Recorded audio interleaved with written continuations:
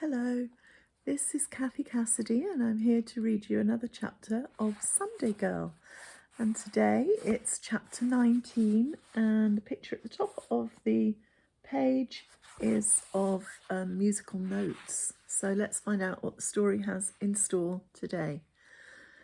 Mum has been different all week. She isn't going out, she isn't acting mean, and she doesn't seem to be drinking or smoking as much. A couple of times before, she has pulled herself back from the edge, cleaned up her act and got sober. Giovanni was the one who helped her then, driving her to AA meetings and talking her through the bad times, whatever time of day or night. "You can do it," he used to tell her. "Do it for me." Right now, though, he's not picking up her calls, not answering her messages. She knows he's mad at her, but she doesn't realize she's been dumped. I'm not going to be the one to tell her. On Thursday, when I come downstairs, Mum's already in the kitchen. She looks neat and chirpy, her hair still damp from the shower. "Okay, Jude," she says, and you could almost kid yourself that she was a normal mum.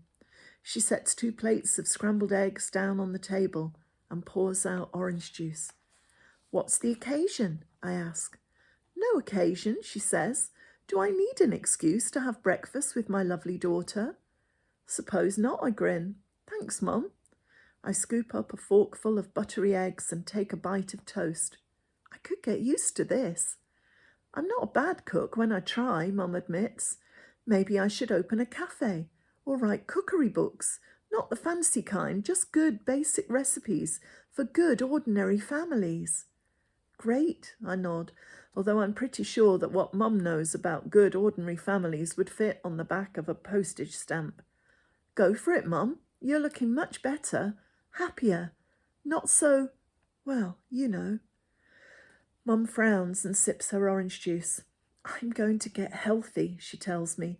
"I've probably been overdoing it a little bit lately, but that misunderstanding in town has really made me see sense. I made you a promise, didn't I, Jude? I haven't forgotten. I won't let you down." Hope rises inside me again, and I find myself believing that somehow things can still be okay. Maybe. Miss Lloyd, my piano teacher, receives a letter telling her my grade 4 piano exam has been scheduled for 5:10 p.m. on Friday, the 31st of March. "You're ready," she tells me. "Your pieces are beautiful, and you know your scales, arpeggios, and broken chords. Just stay calm on the day and you'll do well." "I can't," I protest. "I won't actually be here. I'll be in Gretna Green for my dad's wedding." "He's getting married on the 31st of March, Miss Lloyd frowns. "Well, no, the wedding is the next morning," I admit, "but I'm driving up to Scotland on the Friday with Dad and Victoria." "Oh dear," Miss Lloyd says. "These things can be so difficult to rearrange, and you've worked very hard. Is there no other way?" I play a couple of scales, trying to get my head straight. "I could go by train," I say uncertainly. "Dad and Victoria could meet me at the station." "Do you think so, dear?" Miss Lloyd asks. "Do you want me to give them a call and explain what's happened?" She does, and after my lesson, I walk round to the house to see them. Dad and Victoria are upset I can't travel up to Scotland with them in the pink Cadillac, but they agree I cannot miss my piano exam. "I wish we hadn't arranged the Elvis karaoke for Friday night," Dad huffs. "It's kind of a pre-wedding party instead of a stag do and a hen do. Just about everybody has said they'd be there. People have booked their hotel rooms already. We can't really change it now." "Of course you can't," I tell him. "It's your special night." "It's okay, I'll get the train." "Maybe Andy and Laurie could give you a lift on Saturday," he muses. "Oh no, they're already bringing Jeff, Jane and Lindsay. Everyone else is coming the day before, or else coming from different places." "The train will be fine," I say. Victoria makes some phone calls and orders me a return ticket for the 1823 train. I have to change at Birmingham and Carlisle to arrive in Gretna sometime after 11. Victoria has reserved a seat for me in the quiet carriage on the main Carlisle train. It's very late for a 13-year-old to be out by herself, she says. Train stations can be funny places. Let's forget the change at Carlisle. I'll slip away from the karaoke and meet you there. Good idea, Dad says. We both will. How's that?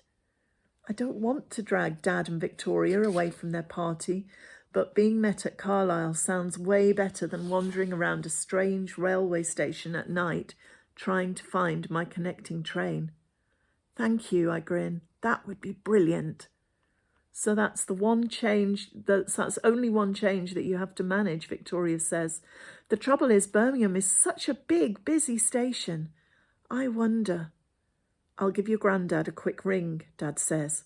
And 5 minutes later, it's all arranged. Granddad will come on the train with me to Birmingham, see me onto the connecting train, and then travel back to Coventry. Honestly, I'm not a kid, I tell them. I could easily manage. But secretly, I'm glad I don't have to. Victoria picks up the phone again and orders a return ticket to Birmingham for Grandad. There, says Dad, sorted. And you still get to travel in the pink Cadillac. I catch Victoria's eye and pull a face, making sure Dad can't see. Lucky me, I say. So that was chapter 19. Don't forget to tune in tomorrow and find out what happens next.